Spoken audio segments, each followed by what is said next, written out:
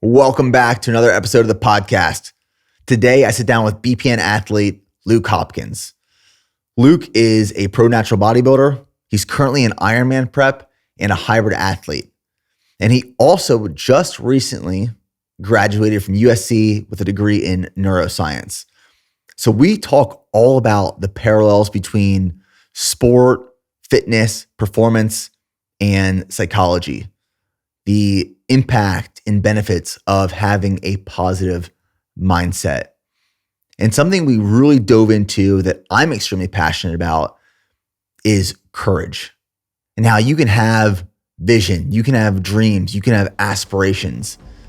And those are all great, but none of those matter if you don't take the action and have the courage to do what you want to do. And when you apply courage, that's when you start making progress. That's when momentum begins in your life to reach your greatest potential. So let's dive into the episode today with Luke.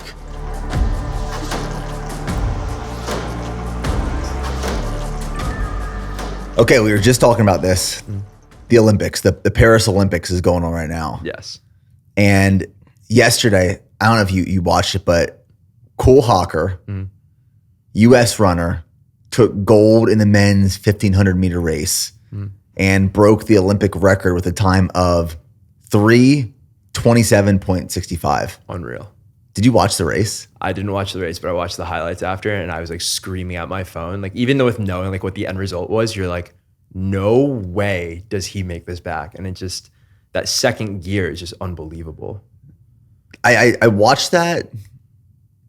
You know, like, you'll see these things that happen with athletes who are reaching unbelievable feats of physical achievement.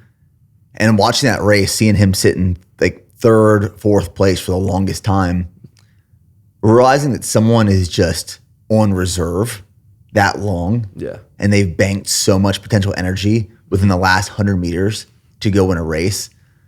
I watch stuff like that happen. I'm like, I'm mind blown that much athletic potential and ability exists. Yeah. I think it's also a matter of like psychological restraint with realizing that like, hey, you're in this extremely high stress situation of like the most athletic event in the world, the Olympics. And like, you know that you have the physical capability, but you have to have like that mental restraint to be like, I know when I need to kick it in the second gear. I know when I have to push. Like, I can't go out too early. I have to like trust myself. So for him to be like mentally that strong to push at the very end right there, it's just like a true demonstration of like a full athlete, someone who's like not only physically capable, but like mentally capable as well.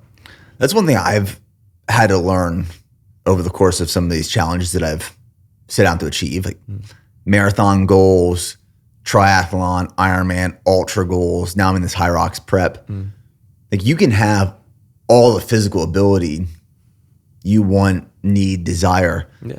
But like, that discipline to execute is just as much of a ingredient in that recipe. And especially like the more you push, the better you get, the faster you become, the more that discipline on how you actually train and race is important. Yeah. And it's like also just like appreciation for yourself. Like, after the good workouts, you have to like sit back and be like, I really worked right there. Like, and just acknowledge the fact that like you are improving just by simply like showing up. Because a lot of times, at least for me, like I've had workouts that go not at all as how they were planned, but it's just like the simple fact like, hey, like I put in my best effort today. I showed up. In the grand scheme of things, like I'm going to see improvement. So it's just like really appreciating what you are doing and that you are being consistent, that you are showing up every day and that you are giving your full effort to the workouts. I think like that compounds with obviously physical improvements and like seeing progress in your times or like the weights that you're lifting, like it uplifts you entirely. Yeah, I agree with that. I mean, as I've gotten faster over time, like when I watch something like the Olympics, I can have a greater appreciation for some of these times and efforts. Yeah. I remember years ago when I was younger, watching races or like professional athletes, elites, play their sport, run a race, 3:27, you're like, that's fast, but like, how fast is it? Yeah. That's 100 meters less than a mile. Yeah. 3 minutes, 27 seconds, 1,500 meters. I'm like, how, dude? Yeah. You go out and you give like your best attempt at a mile and you're like well over a minute, maybe like closer to like a minute and a half over that time. And you're like, how is someone physically capable of like pushing that much out? You really develop like an appreciation of the human body as well as like the human mind and like how individuals are capable of pushing themselves that far to achieve these unreal feats. Have you timed your 1 mile PR recently? So not recently. The only time that I've done a 1 mile PR test was a week after my first bodybuilding show. And I went like a 5:34, I want to say. Bold decision. Yeah. I was just like, you know what? We're hopping right back into this. Body did not respond well to that one. So I would be interested to see, as I've very much so shifted over to endurance training in the past 6-7 months, like what that baseline would look like. My PR, I want to say it's 4:53.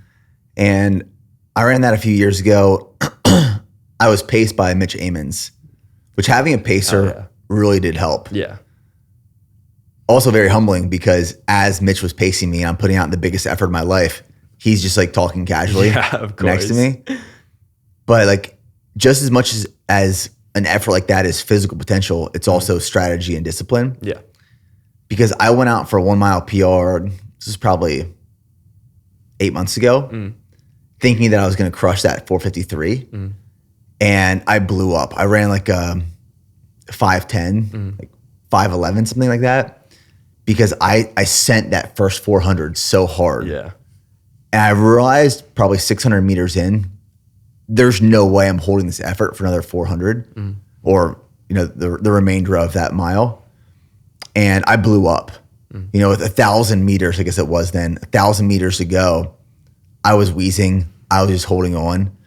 So just as much as it is, hey, you physically can do this, you still have to execute with strategy. Yeah, absolutely. I also think going back to that point about like the pacer, but like working with someone that's better than you or has more knowledge of you, I would love to hear what Hawker's coach had to say about like his race performance, like someone who's like very much so well-versed in the area of, the 1500 and just like what improvements could he have seen? Because like you said, Mitch, phenomenal athlete, great endurance runner. Like he could probably give you tips on like how you could improve your mile time simply because like he has more experience in that field. So it's like constantly having that student mindset of being like, okay, I can always learn more. I can always continue to progress as long as I'm willing to have that open mindset. Like you blowing up on that mile time, like 5:10, like by no means is like a slow mile time, but there's something that you could take away from it. And like you explain, I went out way too hard. I was holding on for the last 1,000. Like there's always learning lessons in training. So as long as you're willing to take a second and like reflect on your training. Yeah. I mean, I'm not mad about a 5:10, 5:11 mile, but I knew based off the shape that I was in, I had greater potential. Yeah. That is one of the reasons I love endurance events, endurance races, is because just as much as it is a physical performance and preparation, you have to have strategy. Like going into a marathon, which I like the marathon and half marathon distance because you have more room for some like variability. Yeah. But going into a race, like I can pretty accurately tell you what I'm going to run based off my conditioning, what workouts I've hit, what paces I need to stay within to hit that time. Yeah. But the shorter that distance gets, the smaller that variability allows for. Yeah. I don't even know how you like keep track of.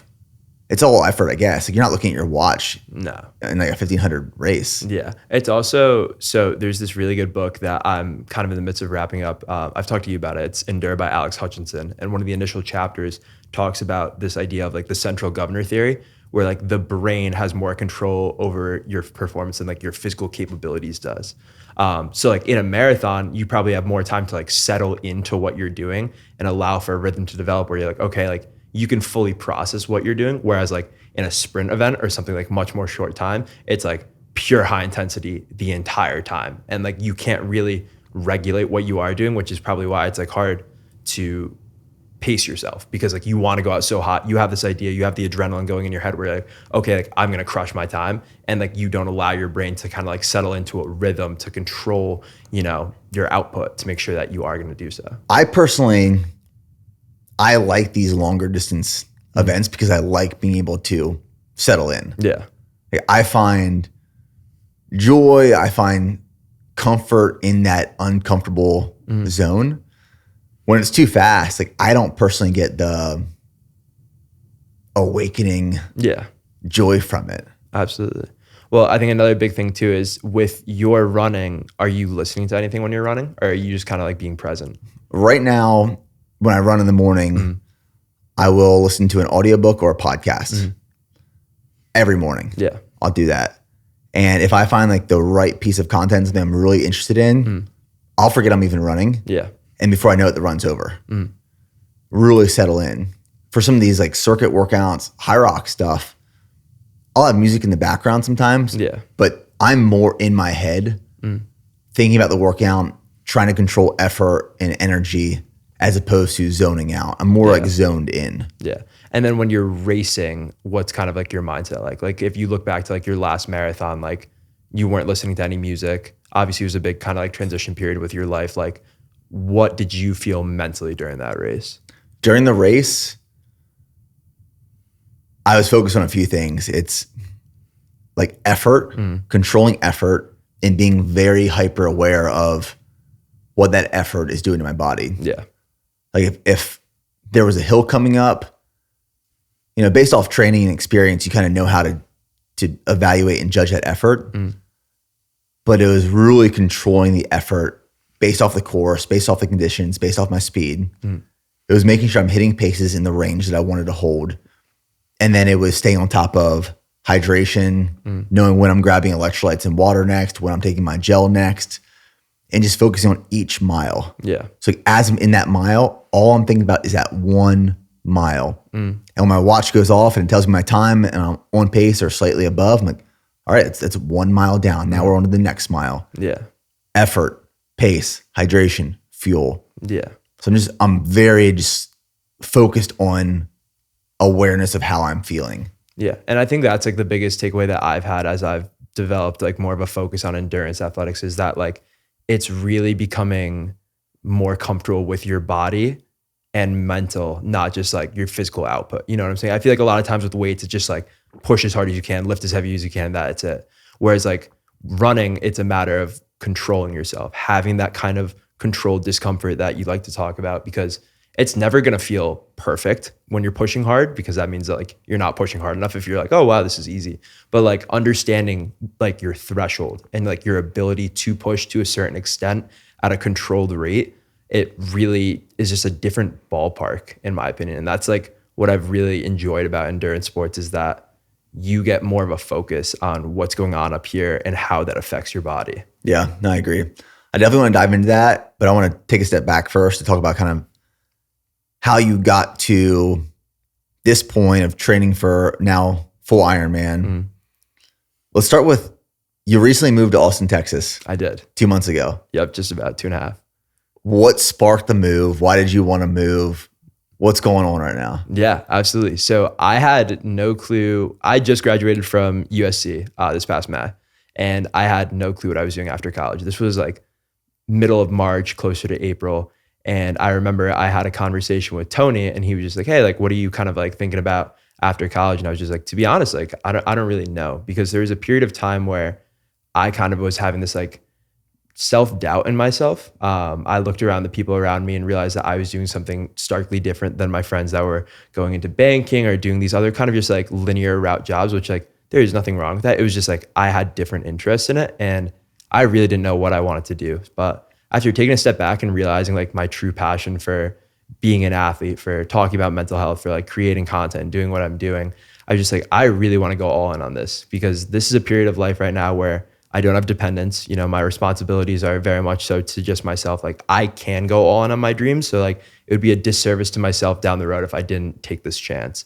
So I came out and I visited Ian, another BPN athlete, and I was just like, yeah, like Austin seems like a great spot. Everyone's super nice. You know, physical activity is a big priority for everyone here. So I want to say it was like 2 weeks after I visited Ian, I found a lease. I signed it. My mom was like, are you moving back home after college? I kind of was just like, no, I'm going to move to Austin. She was like, haha, what? Where's home? Yeah, Connecticut. Connecticut. So very different, but she knew, and I have a very good relationship with my mom, and I've always talked to her. I was like, this is something that I'm genuinely passionate about, and this is something that I like want to pursue wholeheartedly. She was like, do your thing. Like I support you entirely. So graduated May 10th from USC, drove from California down here to Austin 5 days later. Like literally just took 5 days to pack up my room, sell everything. And then, yeah, I've been here for 2.5 months now and it's been a damn good time. I actually recently had a similar conversation with someone last week. And he recently graduated college and he wants to start his own thing. And he's been working on it in the background. And it's what he sees himself doing years from now, just building this one thing. But he's afraid to go, or has been afraid to go all in on it. So he's taken this job that he enjoys, but he knows it's just kind of like supporting him until he can have the confidence to go all in on this business he wants to start. And the conversation I had with him was, I was building BPN while I was in the Army for 4 years. And it allowed me to grow BPN to a certain point, but I couldn't go all in. And that held back or temporarily just slowed down the growth that we were experiencing. When I transitioned out of the military in 2017 and then went full-time business owner, there was no backup plan. There was no support anymore. And all that responsibility, all that pressure was on me to, okay, if I'm actually doing this, I got to do it. Because if I don't do it, I'm not eating. I don't have money or financial stability to pay for rent and a home and all these things. And I think sometimes when you take that big leap and you take the risk and you just throw away the backup plan, it's like, all right, this is what I'm doing and I'm all in. And this chapter of your life is like the perfect time to do it. Like when I transitioned out of the military, it's before I met Steph, didn't have a family, didn't have kids, very limited responsibility. It allowed me to just go all in on what I wanted to do. Now, some of the people listening to this podcast are probably like, well, I'm not at that phase of my life anymore. And I recognize that. And maybe the answer to them is like eliminate all these other things you're doing and spending time on. And, family might be priority. This job, this financial stability might be priority, but start building in the background, but eliminate all the other distractions. And from my perspective right now, like you've been able to kind of move into this next chapter of life, hyper-focus, remove distractions, and just go all in on this dream that you are truly passionate about. Yeah. So I read a really good book called Don't Believe Everything That You Think. And this goes like perfect with the concept of like thinking versus having thoughts, where when you have a thought about something, it's just like the objective piece of information and then you act on it. You're like, I have this thought that I want to start a nutrition company, and then you act on it. Versus when you think about it, you attach energy and you attach emotions to it. And a lot of times what happens is people will have this thought and they'll think about it for too long, attach too much emotion to it, and suddenly it becomes this like big ordeal that they can't act on because in their heads, it's this insane concept that'll never come to fruition. The logistics aren't there, the timing isn't right, there's all this other stuff where like I've been kind of, since I've really moved here, I've been living by the mantra of like thinking less and doing more. And that doesn't mean like acting impulsively and living my best life, but it's just like, I'm going to look at my training and I'm going to get it done. I'm not going to attach this emotion of just like, oh, those splits are difficult. Like that's going to be hard. I'm going to look at like the clients that I work with coaching, and I'm going to like, make sure I'm the best coach for them. I'm not going to think like, oh, this guy's got a race coming up and that like I have to do all this extra work. It's just like, if you go through the process of taking action on a consistent basis, all of the extra overthinking that you are creating in your head doesn't actually come to fruition in real life. Like people like to, it's just human cognition. Like we are the only species that has that ability to have emotion, to create these like thoughts in our head, these complex realities. And when you overcomplicate things in your head and your mental, you often like miss out what's happening actually around you, because a lot of times people make things a lot more complicated in their head than it is in real life. Like you'll worry about 1,000 different things and only 10 of them will actually happen in real life. So I think it's exactly to your point that if you have a desire, if you have a dream about it, like start taking action towards it. Don't think about when the right timing is. Don't think about all the things that like you might need to have figured out before you do it. Like as you start doing it, you'll figure out what you need to know. You'll figure out what you need to work on, what you need to outsource, who you should be talking to, as opposed to trying to get everything in line beforehand. And then you start and realize, wow, I did all this extra work for nothing, or wow, I was underprepared because I didn't look at this part. You a big reader? I love to read. Yeah, so do I. Do you listen to more audiobooks? Do you read physical books? I'm a physical, but I take a highlighter or a pen and I annotate. Like I'm a really big nerd. I've talked to you about it, but I studied like neuroscience and psychology. So I would just read, instead of going to like lectures, I would read the textbook and just like try and absorb as much information as possible, because I don't know, I just always believed that was like the best way to learn. Yeah, I'm a big audiobook person myself, just because I can kill two birds with one stone while I'm running. But if there's a part of an audiobook that like I really want to hyper focus on, I'll screenshot it while I'm running. Hell yeah. And I'll go back to physical copy. And like really leaning into what you're talking about in terms of simplicity and overcomplication. Many people overcomplicate many things. I've done it myself. Yeah. And it's always made things worse. Communication is less clear. You are less effective. One of my favorite books is called The Courage to Be Disliked. Very interesting book, because it's like this this narrative between a philosopher and this younger gentleman. And this younger gentleman is asking this philosopher questions. And the philosopher, kind of the whole message and meaning behind the book is that all of the issues that we experience in life are interpersonal relationship issues. And if you were the only person in this world, you actually won't have any issues if you really think about it. And the one thing they say in this book is that we live in a very simple world. Life is simple, not easy. Easy and simple are two different things. Absolutely. We live in a simple world. And this younger gentleman argues it. He's like, no, we don't. This is a very complicated world. And the philosopher goes, no, you make it complicated. We make it complicated. It is actually very simple, but we create all of our own issues and we complicate this life. And what so many people are missing, and it's in the title of the book, is the courage. And that courage is the action that you're talking about. Yeah. Where instead of thinking about what could go wrong, what will go wrong, what might go right, I mean, you have to do that. You have to forward think, backwards plan, analyze, mitigate any problems that might arise. But at the end of the day, sometimes you just got to say, I'm just going to do it. Yeah. And the courage is the action on the vision. Absolutely. And I think the other part of that is not only thinking about like what could go right, what could go wrong, but like I know a lot of people that I've at least talked to have been like, hey, I'm super passionate about working out and fitness and mental health and whatnot, and I want to create content. I'm just worried about what other people will think of me, which ties into Mark Manson book, like, I'm blanking on the name, but it's the idea like what the exactly, subtle art of not giving a fuck. The subtle art of not, exactly. People are always gonna have opinions. Like I said, like it's just like us as human beings. Like you said, if you're the only person in the world, you would have no problems because it's just kind of like your life.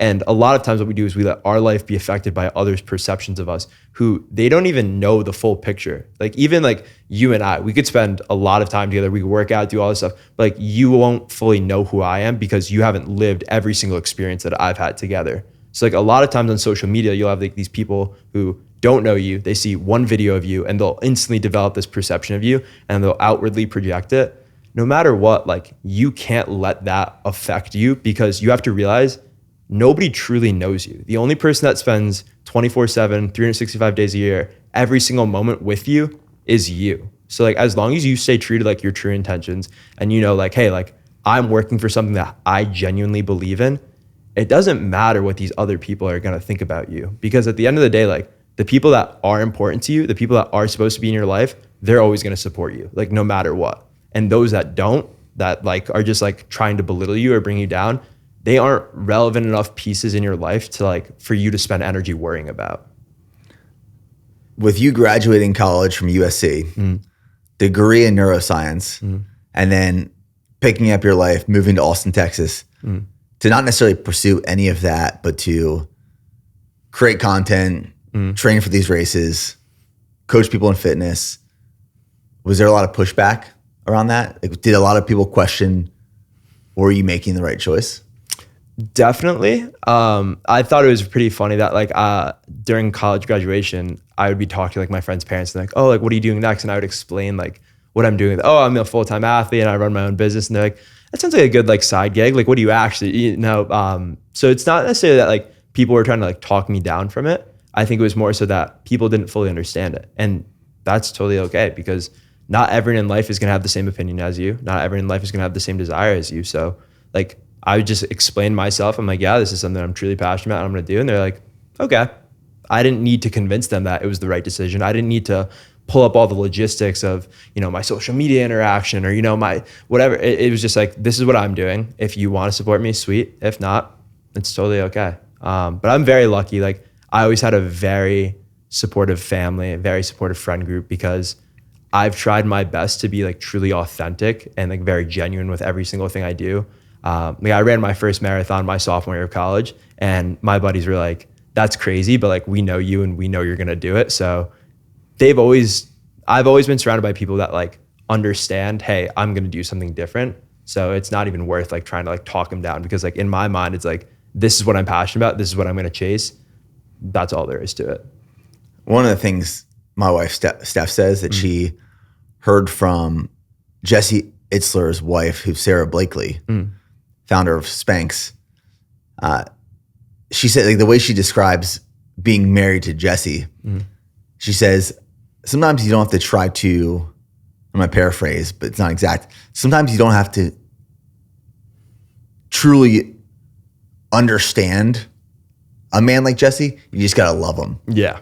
And Steph says that about me. Like, she knows I have these crazy ideas and visions, and I'm going to act on them because it's something I know I want to do and need to do. And sometimes she doesn't try to understand why I'm going to do it. She's just going to support me and love me through it. Yeah. Because I used to be the person who would have this vision. I'm a visionary. I'm always thinking into the future. And people would challenge those visions, and I would feel the need to try to convince them to fully understand my vision. I want you to see into my brain. I want you to understand the context of why I'm making these choices and doing these things. And I got to a point where I was exhausted from doing that. And it was a waste of my energy. And why am I trying to win the love and support of people who truly don't want to love and support me? Yeah. I'm just going to keep leaning into the area that I'm passionate about, and then bring people along for the journey who want to be a part and understand that vision. That vision is so necessary. Like, for you, when you went to school and you were pursuing a degree in neuroscience, what was the vision then? So the vision was, and it kind of still is, it stemmed out a little bit. So I pursued a degree in neuroscience because my two older brothers. I have our oldest brother, he's kind of always struggled with his mental health. Like, and as a younger brother, you want to like protect your family at all costs, especially me. Like, I'm a very family driven person. So my other brother and I had an agreement that like we were both going to pursue neuroscience and figure out a way to help people who like struggle to help themselves. So my brother Joey is actually applying to med school, or no, he's about to start med school. Props to him. He wants to be a psychiatrist. And a psychiatrist is basically someone who can prescribe like medications to individuals who struggle with their mental health, whether it be like anti-anxiety, anti-depression medicine. I, as a human being, I'm a very social person. Not to say like Joey isn't, but like I always wanted to be on like that social behavioral side of things. So I went like the Bachelor of Arts route with neuroscience, more so like psychology focused. And eventually I want to STEM and work in clinical psychology, especially with young athletes, because I think with that period of time in adolescence where the brain is still developing, there's so much to be learned about a human being. And if you can be surrounded by, positive psychology and the right type of affirmations, I think one's mental health could be like extremely boosted, as opposed to like some individuals who go through this period of, high school and college, and it's a very scary time. It's a very like big transition period, and they might be getting into these negative feedback loops of, self-doubt and belittling themselves. And as a result, it affects like every single aspect of their life. So I've always just really had this passion of helping people to help themselves, whether they realize they need it or not. I think we could all go about having some positive experiences with someone who understands like, hey, like life's going to be difficult, but you're going to get through it always. Can you dive into that a little bit more? Like the younger athlete, what is being done in a wrong way that's facilitating some sort of outcome, as opposed to like what is the more preferred method? Yeah, absolutely. I don't necessarily think there's like something like right or wrong, but like speaking from personal experience myself, like as a young athlete, you have a lot going on outside of just like your sport. You have school, you have family, you have relationships, you have hormones as you are going through puberty. There's like a lot of different moving parts. And a lot of these kids will use sports as an outlet. They're like, this is one thing that's pretty consistent for me, so I can like dive entirely into it. And that's what I did. There is a lot of stuff that I was dealing with personally when I was in high school and the early years of college that I just focused entirely on my training. And I was like, I'm going to dive entirely into this and make this be like my number one priority. But in doing so, I put a ton of pressure on myself to perform at like an unreal level. I thought like I was incapable of making mistakes, and that anytime I did, I would get like really in my own head about things. And what I realized is that like anytime like a football game or a rugby game would come around, I lacked the confidence to play up to the level of my training because I was so nervous about what other people were going to think about me if I messed up. And I think just that idea of social perception and how much we value others' opinions from like a young age, especially like if you don't necessarily have like the best relationship with your parents, or you're struggling to find like a friend group that you can integrate into, it's really you and you up here and how it affects your life out here. So I think just being able to work with younger individuals and just like remind them like, hey, like you don't have to be perfect. Like you are growing up. There's going to be times where you have a great day of practice, and that's absolutely awesome. There are going to be times where you're more worried about a test that's coming up and you have to kind of like pull back a little bit on your focus. There's just a lot of moving parts as athletes, as human beings. And I think sometimes as kids, you kind of have this like invincibility perception where it's just like, oh yeah, like I'm just living. I'm just going to focus on my sport. I'm just going to keep doing my own thing. Where in reality, there's more to life than that. I didn't know sports psychologists were a thing when I was younger. And then moving into college, and after college, realizing my brother was a collegiate athlete. He went to school to play baseball, but he could have went and played football or baseball, stud athlete. Hell yeah. And when I was in high school, I played baseball. And I had a case of the yips. You know what the yips are? Yeah. Dude, where it was one day it happened, and I went and threw the ball, and it went right into the ground. And then I vividly remember thinking, hold on, how do I actually throw the ball from where I'm at to that other guy? Where does it release in my hand? Yeah. What is like the motion? What's the form? And from that moment on, I almost couldn't throw a baseball. Yeah. Anymore. I was in my head, like if I had to throw the baseball from where I was standing 50 feet away, I would overthink it. I would almost rather throw it underhand than overhand, because I had no control of where it was going. Yeah. Like what's happening in that case? And why is it, I know it's common because I've talked to so many other younger athletes, collegiate athletes that experience something similar like the yips, and they just can't get out of it. It almost ruins their whole career. Yeah. I mean, I think it goes back to what we were kind of just talking about, is you said it yourself, like you were overthinking it. You thought about every single specific mechanic that goes into throwing itself. Whereas like in the past, it's just a fluid motion. It's just throwing a baseball. It's like the objective thought. It's like, I'm going to throw this baseball. Whereas like when you start to think about it, it's just like, okay, I have to have my arm at this angle. I have to release at this period of time. I have to make sure it goes in this specific direction. There's too much unnecessary energy on the simple like outcome or the simple process of throwing a baseball. And I think that could be a result of just like, obviously mental fatigue. If you're working a sport for so long and you kind of hit that burnout point where you're like overthinking every single aspect of it, and you're like, oh my God, like, am I the athlete I think I am, or am I just like a fraud? Or it could just come down to the fact that like, as human beings, like we mess up sometimes. And as opposed to like just being like, oh, like I have to rethink entirely how I throw a baseball. You're just like, I threw the ball in the dirt one time. You know, that's the first time I've ever done that. As an athlete, I know how to throw a baseball. I played baseball for an extended period of time, you know, and it's everything with athletics. Like you'll see these, not even like high school and college athletes, but like professional athletes who will like mess up. They'll trip on a route in football. They'll, you know, miss a hurdle in the hurdles. And it's just like, that doesn't define them as a human being. That simple mistake, that one time that they have that negative experience, it's like how they respond to that. So in growing up, when you have those experiences of just like, oh my God, like why did my performance suddenly just go horrible, as opposed to really trying to dive in and think about the entire process of exactly where you went wrong, you just accept the fact that like, hey, like today wasn't my day. And then you can like progress on from there. Yeah, even outside of athletics, I see it happen here at BPN all the time. Yeah.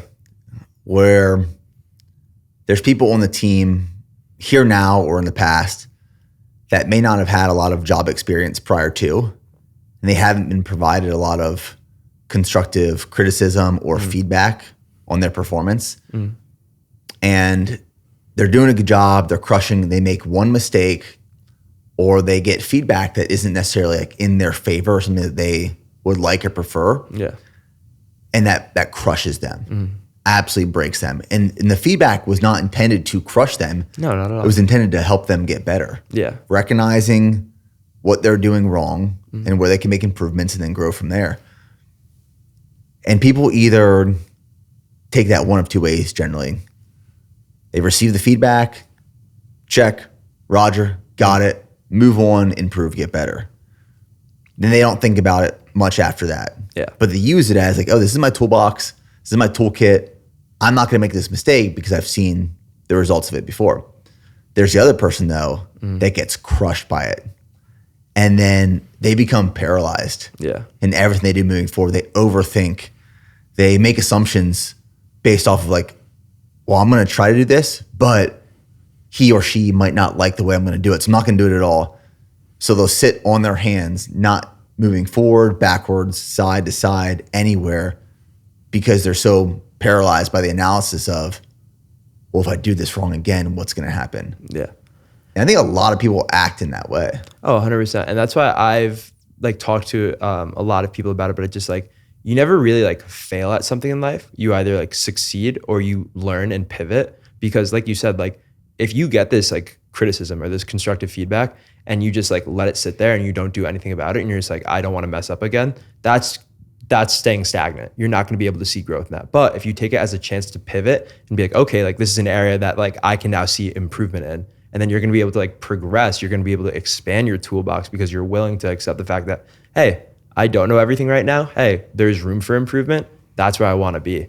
And I think tying it kind of back into athletics, that's why I believe working with people that like Mitch, you know, with the mile time, someone who's better than you, because you get to see what you can improve on by working with someone that has more experience than you. It's not necessarily that you're doing something wrong. It's that, like you said, they might not have that previous experience to build upon. So it's just like, okay, I'm going to allow you this opportunity to learn. And I want to see what you do with it. I want to see how you grow from this. And it really gives people a chance to develop as a human being, as an athlete, as an employee, as a creative, like whatever you want to do with that opportunity that didn't go necessarily your way right off the bat. Like that is all your choice. Yeah, dude, over this last like decade plus, I mean, this month we're celebrating 12 years in business. Hell yeah. And over these last 12 years, I have made every single mistake. Every mistake. I've made a mistake in terms of managing money and cash flow. I've made mistakes in terms of building a team and culture, hiring the wrong people, managing people poorly. I've made them all. Yeah. You know, I've lost a lot of money along the way by bad decisions. And like if I would have ever gotten stuck on one of those, being like, oh man, like I can't recoup from this, or, you know, this bad decision put us back so far, we can't come back. I would have stopped 11 years ago and 11 months. Yeah. You know, after like the first month in. And it's just part of the process. Like I'm writing this book right now. It's called Go One More. It's launching next spring. Nice. That I'm super excited about.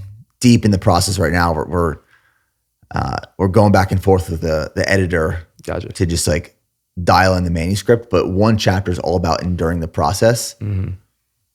And if I could just like wrap up my entire last 12 years of like how I got from where I started to where I am today, it's just been enduring this process. Absolutely. And during the process is just settling in like one of these big workouts or races, and you're getting punched in the chin and you're hitting speed bump and obstacles, you're getting flat tires. Everything that could go wrong goes wrong. Yeah. But you still got to make it to the finish line. Yeah. You still got to endure that whole journey.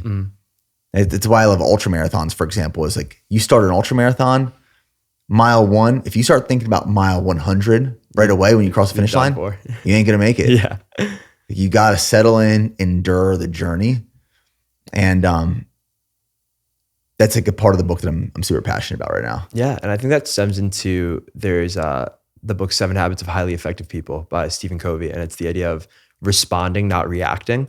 And we kind of keep getting back to this idea, but like when you respond to something, you make an active decision. You're like, okay, like here's the current situation. I'm going to take action on it. Versus when you react to it, you bring in all these emotions and you start to overthink things a little bit.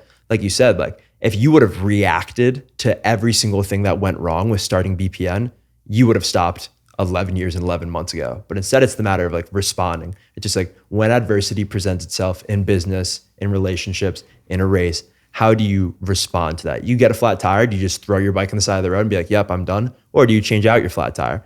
You have a conflict with your partner, do you just like, yep, we're splitting up? Or do you like address that conflict directly?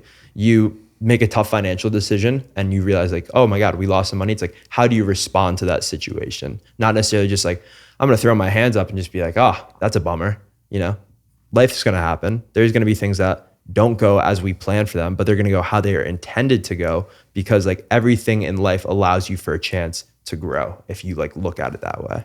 There's something really interesting to kind of like talk about there.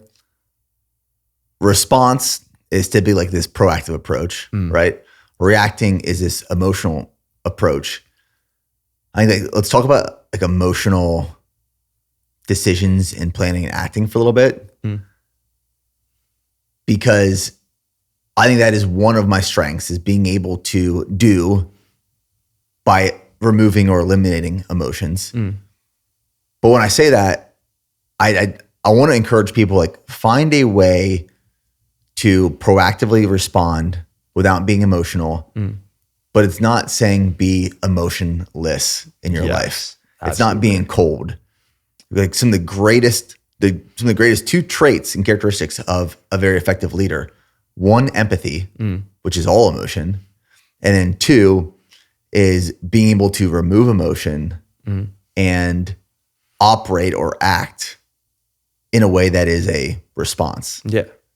Well, I think it's like IQ versus EQ, which is like intelligence versus like emotional intelligence. Like you could be very objectively well-versed in a specific subject, but like if you struggle with that emotional restraint or control in certain situations, like specific instances or adversity like might get the best of you, because like you don't know how to sit back and just like respond, as opposed to just like something goes wrong and like you didn't necessarily have that planned out in your head and now you don't know where to pivot to. Like it's that kind of balance back and forth where it's not just like you are an absurd athlete who has the best sprinting capabilities, but you also have like that psychological ability of being like, I have to control my emotions if my race isn't going right. It's the idea that like with an ultra marathon, like, yeah, you're going to be running for a while. So you have to have that objective knowledge of your fueling and how to pace yourself, but also that emotional restraint of, like you said, mile 1, I can't be thinking of mile 100. I have to be present. I have to be in the moment and continue to respond and see how the race, see how life plays out. I mean, that's what makes humans so unique, is we actually have the ability to think creatively, logically. We're not robots. Yeah. And I think it's, I like to compare like thinking to like social media, where like it could be a very, very powerful thing if you think in a positive manner, or it could be a very negative thing if you think in a negative manner. If you're using social media or like any type of content creation as a way to like compare yourself to others or like try and belittle others, like that's gonna be like very prohibiting to like your self-growth, because it's just like all you're focused on is like what's happening outside of just you. Versus like if you use social media as like a positive thing to like share your story, to share what you're going through mentally, to show like, hey, this is how I got from point A to point B, like telling your story, people are gonna find a lot of value in that. You're gonna be authentic to yourself and being like, yeah, like this is how I started BPN. Yeah, this is how I trained for High Rocks Dallas, you know? If you're very out there, and this kind of goes back to like we said, like people are always gonna have opinions, but it's just a matter of like, who do you value? Those who support you or those who don't fully know you and are choosing not to support you? You got to use it in a positive manner. You have to use, you know, support in a positive manner, as opposed to just like only focusing on those who are trying to belittle you, or only focusing on those who are doing better than you. And you're like, oh, I have to catch this guy's time, or oh, I have to, you know, make more money than it's not a matter of that. It's your specific journey that you should be focused on. Social media in itself I view social media as a tool and a resource. And it's a personal responsibility to use it in a way that supports you. Yeah. And what brings you happiness and joy. Like for me, the way I use social media is to create and share, not to consume. I try to consume very little. And when I'm on the platforms, it's because I'm connecting with or sharing lessons that I feel are very applicable and valued to myself that I think other people can benefit from. Exactly. I mean, right now, I feel like if you opened up my like Instagram explore page, it would be Ford Raptor trucks and meat. Yeah. Some of this big like learning how to perfect smoking meat right now. Hell yeah. Especially with baby 2 on the way. I'm like, I'm going to be spending a whole lot more time at home. And so like now my back porch, it's a little side tangent, but like my back porch is, we got a Traeger in one corner. I have a green egg in the other. And then I have like one of those cheap Weber charcoal grills. And I'm just trying to master like I'm moving away from the Traeger and actually more towards like using charcoal and smoke. Trying to master how to use smoke and heat to like make the best piece of just meat I possibly can. Oh yeah. But I found like you can use social media in a way that if you have this like very strong interest and you want to get better at something, it is a resource that has all the answers, all the information out there. If you are looking to use that platform, those platforms and that resource to spread negativity, to make yourself feel bad, to contribute to all the hate and the criticism, you can use that as well just for that reason. So like, it is this chameleon where you get to choose how to use these platforms, but you can't be mad at the platforms themselves because it's a self-responsibility on how you use it. Absolutely. And that's literally everything with life. And I feel like a lot of people don't realize it, but like you have entire control of how you think. Therefore, like you have entire control of like what goes on in your life. Like obviously there are going to be certain circumstances where you're like, yeah, I don't have any control over that. But it's your perception of that circumstance that you always do have control over. So like if you go into a day and you're like, today's going to suck, today's going to be horrible, not a single thing's going to go right, I guarantee most things are going to go wrong for you because like that's where you're constantly reassuring yourself. That's like the idea that's being like repeated in your working memory. And as a result, it's getting encoded into your long-term memory that like your life is horrible. Versus if you take someone that is just like, I'm going to see improvement today. I'm going to spread positivity. I'm going to live my best life. You're going to start to realize like you have so much good surrounded in your life just by like accepting that this is your reality and that you have control over your thoughts, because really that's all we are at the end of the day. We are just a composition of what we choose to tell ourselves and what we choose to believe in. There's a video right now, or not right now, but it's from a few years ago actually. Michael Phelps, greatest US Olympian of all time. I believe like 23 medalists, 14 gold maybe. I don't know if I probably messed that one up, but he was talking about during the times when like he would struggle with his own mental health, every time he'd walk through a doorway, he'd say one thing he liked about himself or like one like self-affirming thought. Like this is someone who's like so beyond successful talking like, hey, like sometimes like I get in my own way. Sometimes I have like these negative thoughts about myself. But as he continues to reassure himself that like, hey, like I am a good person. Hey, I'm a hardworking individual. His life continues to progress in a positive manner. And that's like everything. It's just like you are what you continuously tell yourself you are. So if you are telling yourself, I'm going to go on social media and I'm going to be a negative person because that's just how I think, life is horrible and I don't want to do it. Like, yeah, like that's your life and that's unfortunate, but like you're making that active decision to live that way. Versus like if you're making the active decision to think positively, to understand that like even if you are going through a troubling time right now, like things are going to get better over time. You are going to see improvement in your life. You are going to see a better just well-being or quality of life as a whole. Yeah. Well, last night I texted you. I was like, hey man, what are some things that you'd like to kind of dive into and talk about? And two things you kind of sent over: positive psychology and the connection to performance, and also social psychology and group drive. And kind of piggybacking off what you were just talking about, like with Michael Phelps, I believe that most people who are listening to this podcast are what we would consider high achievers. We want to accomplish a lot in life. We want to reach our greatest potential. We are typically unsatisfied with where we're at right now because we know we can do better. I'm the same exact way. Yeah, as am I. Like I will go to sleep angry often, and I will wake up angry actually often because I'm like, I know I can be doing better. I know I can be doing more. I know I can be faster. I know I could be spending more time with my family. I know I could be building this business at a greater rate. I know I could be leading this team in a better way. Like, I'm constantly trying to improve and identifying where I'm not necessarily succeeding. But being a high achiever can also be very self-destructive because you know you can be doing more and you want to be doing more. And I don't know if there's any way around that, but something that I do, like, you know, as I was thinking about, all right, positive psychology, the connection to performance, there's this thing that I started doing on my morning runs. And it wasn't even like a very conscious decision where I was like, actively, I'm going to start doing this. Because I'm not the type of person who's going to like wake up, go look in the mirror and be like, Nick, you are great. You are beautiful. You are like all these things. But I was finding myself waking up in the morning, getting ready to go on my run and being frustrated with like what I wasn't accomplishing at the moment. And then one morning I was on this run, angry at myself. And I'm thinking, dude, what are you so mad about? Like, you got this business that's growing. You got amazing people in your life. You have a beautiful wife. You have a daughter who's healthy. You have a baby on the way. I'm like, what else do I need? Yeah. Like, what else do I need to be happy? And literally, like, I shit you not, all of that frustration just like fell to the You wayside. probably felt it in your shoulders too, like suddenly, like there's like less tension, so it affects everything. Dude, completely. I came back to the house, like pep in my step.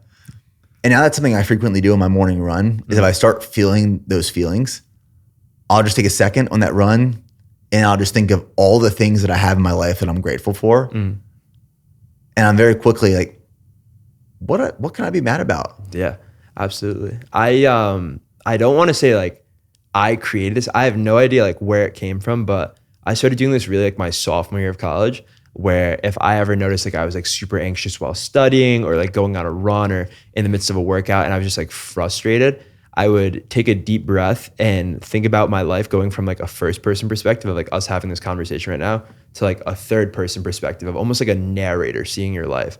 And when a narrator is telling a story, there is no emotional attachment. It's just very much like the objective experience that's going on. There is no thinking going on. It's just like the thought, like what's happening right now. And a lot of times what you realize is just like you're going for a run, you're having all this frustration, all this negative emotion. You take a deep breath and you imagine like someone seeing you from like an outside perspective, just like, oh, Nick's going for a run. And like that's really what happens a lot of time in life. It's just like you could be in the midst of a workout, missing every single split, and you're so beyond frustrated. Then you take a deep breath and you realize, I'm working out, I'm going for a run. You could be in the midst of a very frustrating conversation with a business partner and you're trying to like articulate what you want, and then you take a deep breath and it's just like we're two individuals having a conversation. And it's like a grounding experience, and it really helps you to like bring back to like the simplicity aspect of life, where it's just like if you were the only person in this world, yes, you'd have no problems, but you aren't. There's millions, billions of other people who live in this world. So you have to remind yourself of just like when things start to get complicated, it's not that deep. And you can like really simplify life by just looking at like what you are actively doing in the moment, not what you are like continuously thinking about or could be thinking about or should be thinking about. It's just like, what are you doing? Albert Einstein has these levels of intelligence. It's like a hierarchy of intelligence. And he says that the highest level of intelligence is actually the ability to simplify things.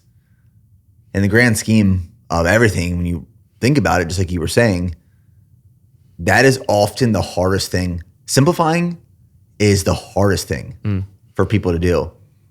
But when you actually get better at it, it improves all aspects Absolutely. of everything you do. Yeah. And I think people have like a greater respect for you. Like if you knew every single little detail about running, for example, but you failed to articulate that in a simple manner that like other people could understand, like they might not like fully appreciate just how hardworking you are. And like that might in turn cause frustration with you because you're like, I know all this information, yet like I'm struggling to outwardly project it when I'm trying to help other individuals.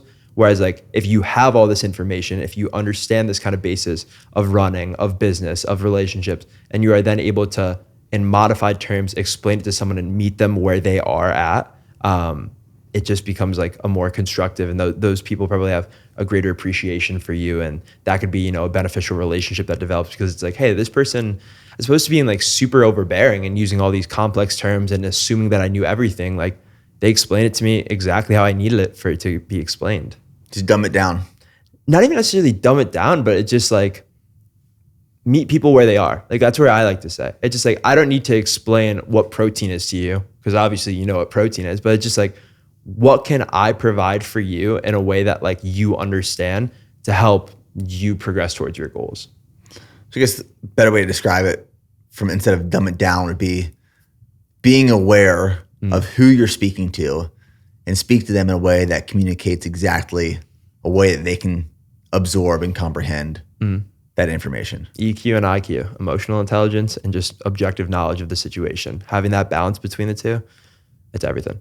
Some of the smartest people with the greatest IQs have zero EQ. Now that's what makes them ineffective. Yeah. That's why like a lot of people in college, and I actually don't want to say a lot of people in college, it's a very generalized term. I've met some ridiculously smart human beings, computer programming, mechanical engineering, just these individuals that have this like gift of just like, they understand concepts so well. However, it's like the outside eye, they're perceived as like weird, or like, oh my God, like he has no social awareness, because they fail to like articulate their specialty, their set of skills, because it's just like not in like their personality. So if like you as a human being are able to develop both on like an intellectual and an emotional level, that's how life is meant to be lived.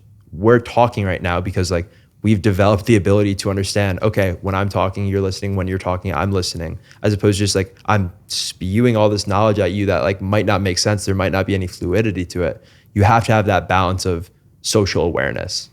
I've had a lot of conversations in podcasts that were IQ driven. Yeah.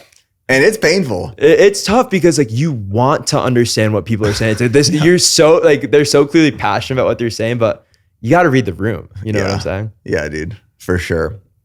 So let's talk about group drive. I'm really interested in the concept of group drive, and I believe I understand what it means, but I'd love to hear just like your initial take on it so we can have a conversation around it. Yeah. So this is a theory that I learned in one of my social psychology classes, and it comes from the idea of like an in-group versus an out-group, where like an in-group is a group of subjects that like are all similarly meshing. You feel like you belong, you share similar values. Like a tribe? Yeah, exactly. It's your tribe. Whereas an out group, it's like you're a part of it, but like very different beliefs. You don't feel like you belong.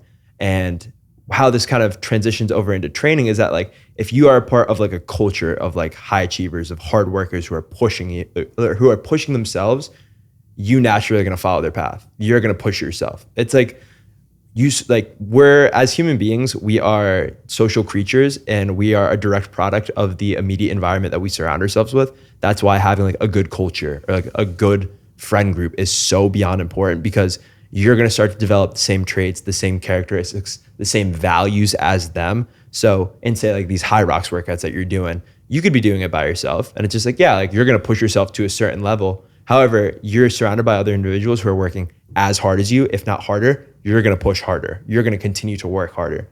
Versus like the out group aspect of it, if you're doing a workout, if you're in a group that like is not necessarily belittling, but like doesn't align with you, you might start to overthink. You might start to like get in your own way about things, because just like, am I doing something wrong? Am I the one in the wrong because I'm choosing to do something different? And this kind of is something that happens a lot of times, where people conform to a group identity that they don't necessarily believe in, because they're more afraid of being an outsider than like, or they're more afraid of like being discouraged and being, I guess, not necessarily hated on, but like nobody wants to be an outsider. Nobody wants to be looked at and be like, that person's not normal. Like we don't like them. So like these people that are a part of these out groups that don't necessarily align with who they want to be, they'll like play down to that level. They'll get in their own heads about things because they are the ones that are quote unquote different. So whether it be like a team that you're a part of, that you're doing different workouts, or even if it's just like the culture is negative, it really does transition and affect you as a human being, and it affects your performance because there is no uplifting. There is no kind of like support system there. Whereas like in the in-group where everyone's working towards the same goal, everyone's pushing each other, everyone wants to see everyone do well. Couple thoughts on that. And just like, this is my initial just thought, you know, within groups, you can choose groups that you're part of. You can choose tribes that you're part of. Like a team or a run group, a run club. I think endurance training actually facilitates a lot of ability to train with other people in groups. That's one of the reasons that I believe a lot of people are moving towards endurance training. And I think we could probably talk about this, but like run clubs have become so popular over the last 2 years. Yeah. Especially coming off the pandemic. There's got to be something there where so many people were extremely isolated, and then we're looking for this group dynamic tribe culture. But you can choose groups to be a part of. Yeah. But then sometimes like you're in groups that you didn't necessarily choose, like say work. Say like a business, you get hired by this business, you're now in this group setting, and they are kind of bringing your energy down, or it's not a culture that facilitates or aligns with your values. Those are just my two thoughts initially. And then I guess like a response to that, or just get your thoughts on it. When it comes to like choosing your tribe or your group, I believe you first have to identify what your values are. What do you believe in? What do you want to accomplish? What are your values, your non-negotiables? And that's like the floor. Yeah. Like you have to be firm on that. 100%. And then you find tribes and groups that align with those values. I believe the issue that a lot of people experience is that they say, these are my values, and then they either choose a group that doesn't align, or they're put into a group, say work, that doesn't align, and they conform as opposed to making a decision through courage to leave and find a new tribe that kind of aligns. But I think a big issue that we're experiencing worldwide right now is conformity. People don't want to be on the outside, and they're less likely and not encouraged to be transformative. But conformity is like something they are attracted to because no one wants to be alone. Yeah. And I think that's like kind of what you were saying with that first part about like the rise of run clubs. And even like I was seeing like there's like an increase in like the amount of like book clubs started, or like the amount of people that are just like experiencing the outdoors and like doing like group activities together, whether it be like yoga sessions hosted in like the Republic Square in downtown. People crave that idea of community. And especially after the pandemic, where like you're in this isolation period and you might have spent a little too much time with yourself, you want to be out in the world. As human beings, we are social creatures. We want to interact with others. So there's like that sense of belonging that people are looking for, which is why I think these like increasing group activities and, you know, endurance activities, it's going to continue to rise because people are realizing like, I can find a lot of value in spending time with people that have just like one common trait with me, because you don't have to necessarily be friends with every single person in the run club or every single person in a book club, but it's just like you share values. You share at least one commonality where like, okay, you're headed in the right direction. And I think go into like that group of just like, if you're in a group, unfortunately to say like work, that like you're surrounded by people that don't share the same values as you, that's only like one group in your life. You don't have to conform your values. And it's kind of like what we were saying, where it's just like, those who mind don't matter and those who matter don't mind. So if these people that like you are surrounded by are not necessarily in the same or trending in the same direction as you regarding like your values, you don't have to prioritize those relationships nearly as much as those that like do align with your values or do support like the person that you want to become. It just matter of like, you'd have to put in like slightly extra work to then stem outwardly to find that other group of individuals that do support you and do support your values. In your Ironman prep right now, are you doing a lot of group training, group workouts? I'm starting to find like other individuals. I think like this first like 2.5 month period, I was so set on like getting a good just like base and just like moving in and whatnot. And especially because I moved here and had about a month till my half Ironman. So it's like, okay, like let me get into a good rhythm. now that I've settled in, now that I have like an understanding of like the lay of the land, I'm finding other individuals to run around Ladybird Lake with me, to go on these bike rides, like even like sharing a lane in a swimming pool, and you're having a conversation with the people around you. And I think that's one big thing that's helped me to really embrace the culture and continue to just like progress in my kind of like social awareness and just like my appreciation for life, is that the best way to meet someone, or the best way to like develop a relationship, is if you give like a very simple compliment to someone the first time they ever meet you, instantly they're inclined to talk to you. Instantly they're inclined to be like, okay, like who is this person? Like, if there's someone that like I want to develop a relationship with. I'll be like going on like a run on the track, and I'll run by someone and I'm like, keep it up, you're killing it. And then after the workout, him and I start talking, or like in the pool, I'm going and I'm like, wow, you're really fast. And me and the girl start talking. And it's just like, these are now people in my life that I can have these developed relationships with, that like I can become a part of like their in-group, or we create this in-group of individuals, because just like, not only are we sharing the commonality of like, yeah, we're athletes, yeah, we're triathletes, yeah, we're training for something, but we're human beings that are willing to talk to strangers, because talking to strangers, like definitely a scary thing. But if you realize at the end of the day, it's just like, hey, like you and I are just people. Like anyone out there, they're just people. So if you treat everyone the same, and you treat every single person like they're just like an initial conversation, and you kind of like don't think too much about like, oh, who is this person? Where do they come from? What do they do for work? It's just like the thought of you're having a conversation. It like facilitates developing relationships. Well, a lot of athletes and a lot of high performing individuals are really good at putting up shields and turning everyone into an enemy. I mean, I will be honest, I've been there. I used to view everyone as competition, and naturally everyone is an enemy. And I eventually realized that was so immature, very unprofessional. It was holding me back. It was setting the wrong standard as a leader to people in my life and my business. And I've slowly learned and realized people are only enemies if you make them enemies. 100%. We can all be allies.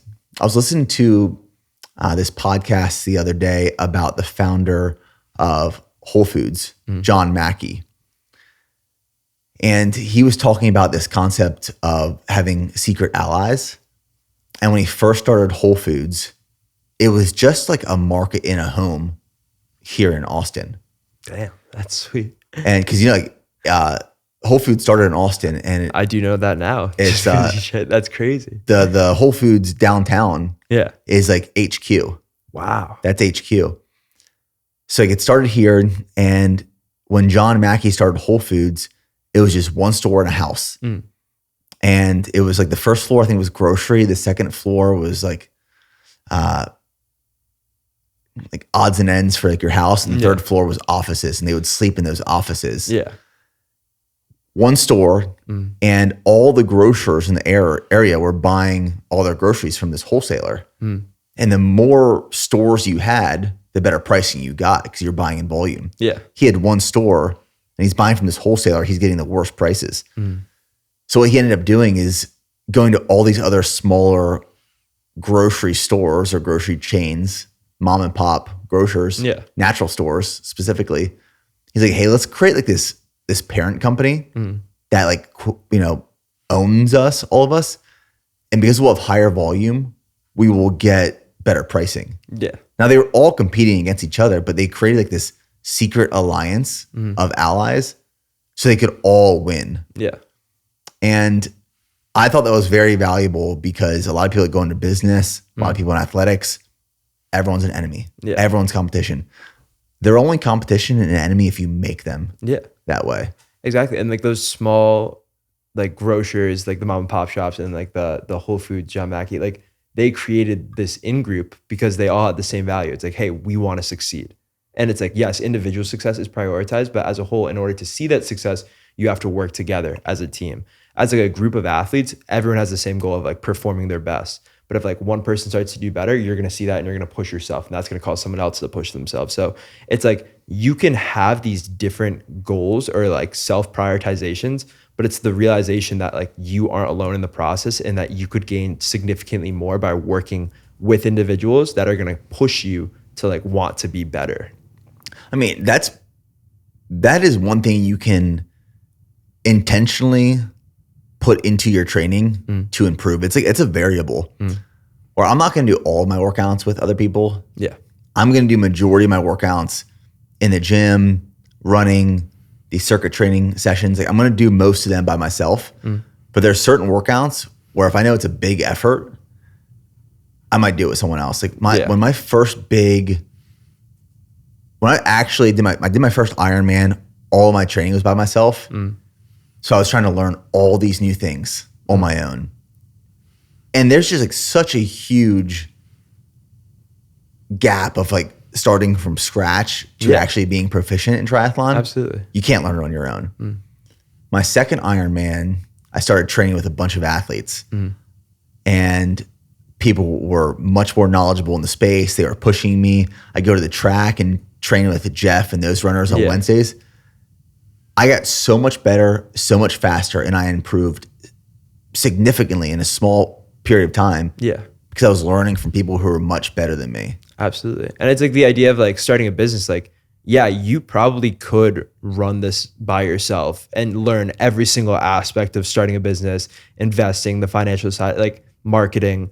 But that would take so much effort and so long. So you develop a team. You like kind of delegate where it's just like, okay, I trust you with this aspect. I trust you with this aspect. And it's similar of like working out with other individuals where it's just like, okay, you're a better runner than me. So I'm going to run with you so I can get better. You're a better cyclist than me. So I'm going to like cycle with you to get better. And like you have these people that you work with actively where just like, I can learn from you, but I don't have to like learn everything. You know, I don't need to be like absolutely perfect in every single aspect that I do because that is all involving. And then you lose every other aspect of your life. Like you could probably like dive in entirely on triathlon and be like very, very good at it. But then it's just like, what about your relationships? What about your business? Like as human beings, we're supposed to have balance. We're supposed to have this moderation. So it's the power of being surrounded by individuals that like are pushing with similarly aligned values as you.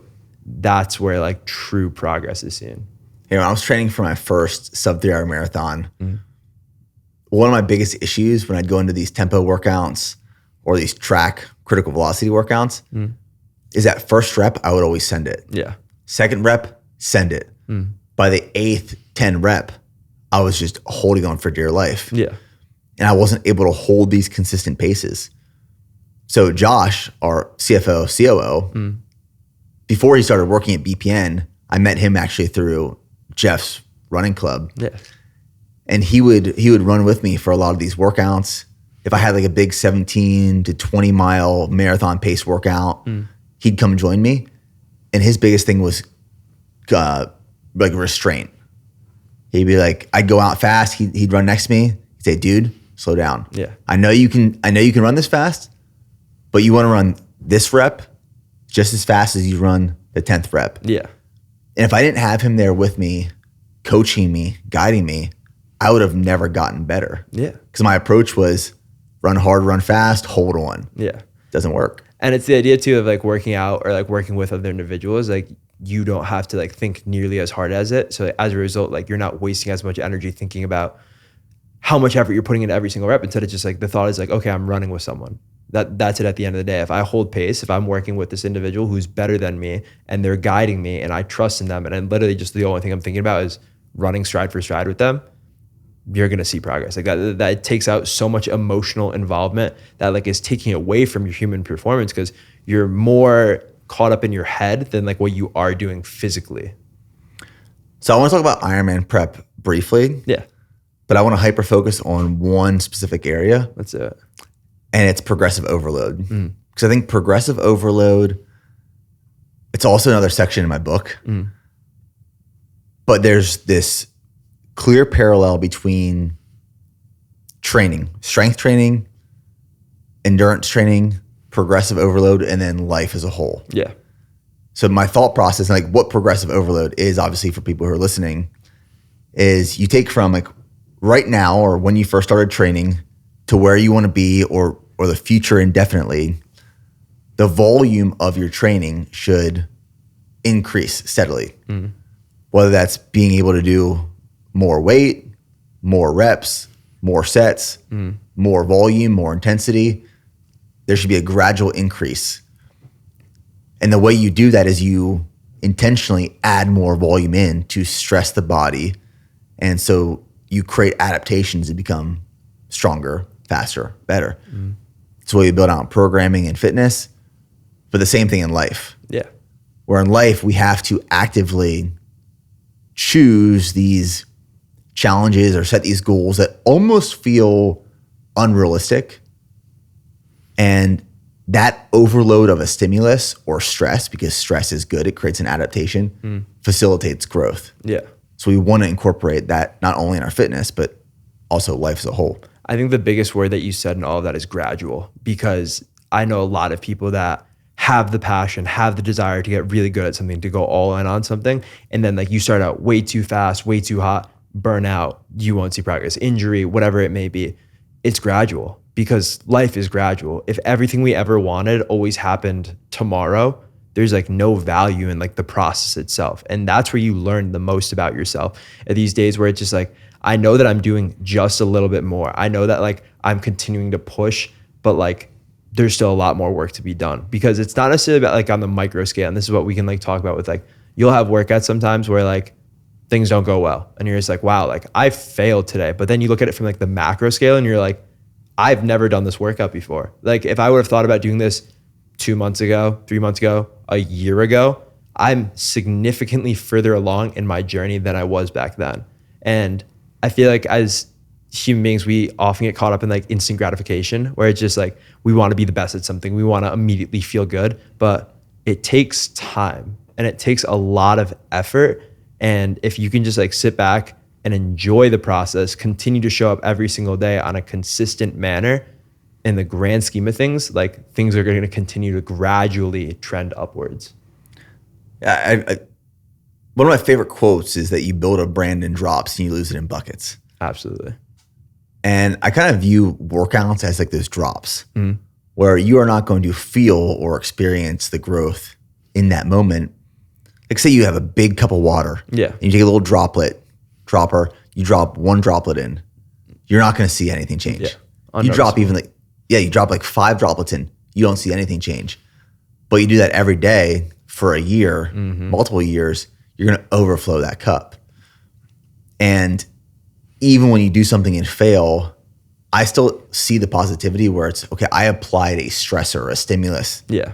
That now my body and my mind, my mentality will adapt to and become stronger over time. Yeah. You applied this stressor in a controlled and gradual manner that you know is like positively affecting you. Not just like, oh yeah, like I'm going to go out and run as far as I can today because that's going to be stressful. And I know that that's going to be more mileage than I've ever done. Because like you continue to do that, you get injured. There's always like a plan for the process itself. It's not just like a simply matter of just like overstressing yourself until like you're the most stressed out you can be and be like, oh yeah, like this is the furthest along I've ever gone. It's gradual and it's controlled discomfort, because it's going to be hard. It's going to be a process. Like you said, like the workouts, it's not always going to feel the best, but it's always going to be exactly what you need in the grand scheme of things.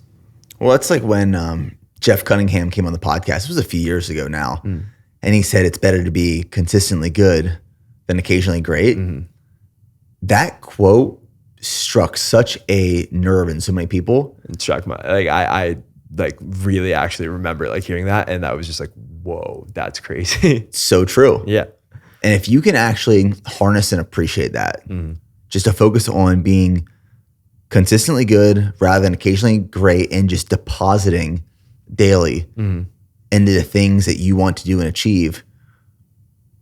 If you can actually just deposit and do and work, set a North Star and work towards it, and just like an endurance race, settle in, you will achieve success. 100%. But so many people, if they don't see the success tomorrow or next week or next month, they get discouraged, or they start chasing the wrong things because they want that instant gratification. But that's so short-lived, that's so short-sighted that you stay on that path 2, 3, maybe not even 4 years later, I guarantee you're not gonna be on that path anymore. Yeah. You're gonna be looking for something new. Absolutely. And I think it goes back to like, when you think this is exactly what you want and you need to get it. And you're so product driven as opposed to just like process driven of just being like, hey, like I'm going to settle in and I'm going to keep working. A lot of people that focus on like the pure end goal and like whatever that is are often like unfulfilled whenever it happens, because it's just like all they cared about was like the very end came and they're like, well, now what? Versus like if you're just like more so in love with the idea of getting better at something and you just enjoy showing up every single day, it's not necessarily going to matter whatever happens in the end. It's going to just be like, hey, like I've done this for me. I've shown up every single day for me. I've put in the work for me. I'm proud of myself. That's why I love building a business. Yeah. You just keep depositing into and building and building and building and making it better and improving and helping people. And my personal like financial outcomes don't change. And like that's not even my focus at all. It's all like just building and being so passionate in the process and falling in love with the process that you forget about everything else. Absolutely. Hell yeah. Well, dude, it's great having you here in Austin, Texas. I'll tell you that. It's great to be here, man. And how far out are you from this Ironman? I am just under 5 weeks now. So I think it's 32 days. You feel good? I feel great. That's awesome. Thank you. We're ready to see you let it rip. Are you going to use the Cervelo? I think I might have to. Dude, you should. Have you talked about that at all? I can talk about it. Yeah, talk about it. I showed up after my 70.3, which is about 3 weeks ago. And I was just at like the headquarters and I was talking to Tony and Hope and they were like, and I was looking at the two bikes out there and they were like, would you ever want to use this bike? And I'm like, this bike's worth more than my car. Like, I don't know if I'm like physically capable or like mentally there to use this bike. Cause like if I did anything wrong, I'd feel so bad. And they're like, no, like I promise, like Nick would say, yeah. And then you text me, you're like, use the bike for the whole prep, use the bike for the race, like whatever you need, like we got you. And that thing is like the difference between driving like a 1990 like stick shift car and like a 2024 hybrid automatic. Like it is the best bike I've ever ridden. It's like, wild. It's unreal. It's like a spaceship, like truly. Yeah, it's pretty wild. And I haven't used it for like 2 years. Yeah. And it's going to either sit on that shelf or it's going to be used. I'd rather be being used. So I'm taking good care of her. Don't worry about it. But let it rip. I mean, what I wanted to text you is like, hey man, don't hold back on that thing. Like take it everywhere, let it rip, break it. I don't care. I hit 80 miles on it last Saturday, and I think I've got 120 this Saturday. So nice. I'm excited. It's been good. And I think Ironman as a whole like really ties into this idea of like loving the process, because like it is just how much can you endure? Like how long are you willing to push when you know you've been like working very hard for a while? So this has definitely been, at least for me, my favorite discipline to train because of just how not only physically taxing it is, but like mentally. It's just like you have to be hard on yourself because the work's not going to do itself. You can't be mad about the results you don't get from the work you didn't do. And Ironman is just about like the simple work of showing up every day, sitting on the trainer for 2-3 hours, going for a run, and you know the 100-degree Austin heat. It doesn't matter. Like the race doesn't care. The distance isn't going to change. Like what does your training look like? How do you show up every day for it? What's the longest period of time you spent on the trainer so far? 3.5. I like to do my outdoor ride. So I did 4 on the Veloway, which is like a 3. People think I'm crazy when I say this, but there's a 3.5 mile loop and it's cyclists only. So there's no stopping, no pedestrians. It's only bikers. And I love it so much that I do all my outdoor rides on there. And I can just like turn my brain off. There's good elevation. And before I know it, I'm 3.5 hours into a ride. And I'm like, I've been going in circles for 25 laps now. That's pretty crazy, but. Your mind will go to interesting places during a long cycling experience. I'm learning to enjoy it. Like, it really helps me because when I am cycling, I kind of like take that step back and like almost ride like passenger seat in my mind. It's just like, okay, like this ride is going to end. What do I do with the rest of my day? Are there people that I want to reach out to? Is there work that I want to get done? Like, how can I use this period of time where like I have extended mental reserve when you're in a long bike or on a long run? How can I use that to like then see positive I guess like experiences after that experience ends, you know, after that workout ends. Cause like you could have a really good bike workout and then just like lie on the floor the rest of the day and then like you don't get anything else done. But there's more to life than simply training. And I'm still like actively working to find that balance, but I enjoy it a lot. It's awesome.